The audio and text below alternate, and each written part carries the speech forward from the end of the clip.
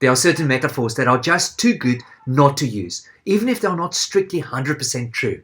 Take for instance the analogy of how to boil a frog. The story goes like this. If you drop a frog into a pot of hot water, it will obviously frantically try to clamber out immediately. But if you place it in a pot of cold water and turn the heat on low, it will float there quite happily. As the water gradually heats up, the frog will continue to swim around, not realizing that the temperature is slowly increasing until it is too late to get out. And apparently, that is how you boil a frog. Now, this is a great story to tell people that gradual change can sometimes lead to big results, while taking massive, bold actions will often lead people to resist change. So the metaphor of the boiling frog makes a good point. However, biologists will be quick to point out that it is not true, as the frog will actually jump out of the water when it gets too hot.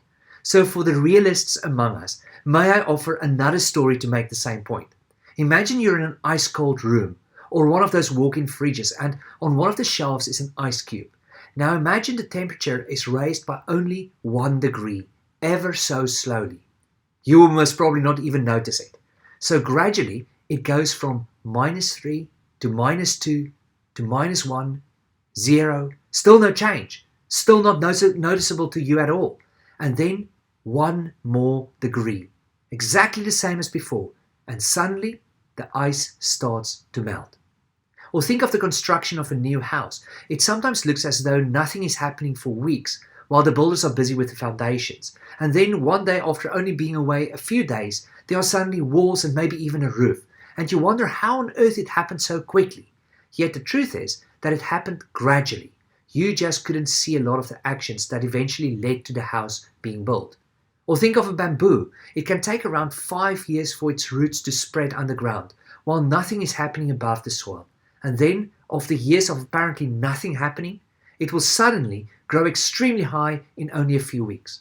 The point of all these stories is that sometimes, just because we cannot see the change that is taking place, doesn't mean that nothing is happening. In fact, there is immense power in the seemingly small positive steps you take every day. And therefore, may I encourage you to keep on exercising, keep on with your healthy eating habits and a good sleep routine, even if you can't see the changes in your body yet. Keep on studying every day or chipping away at that big goal you've set for yourself.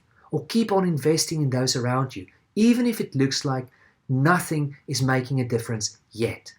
Because one day you may find that your gradual improvements may lead to sudden success.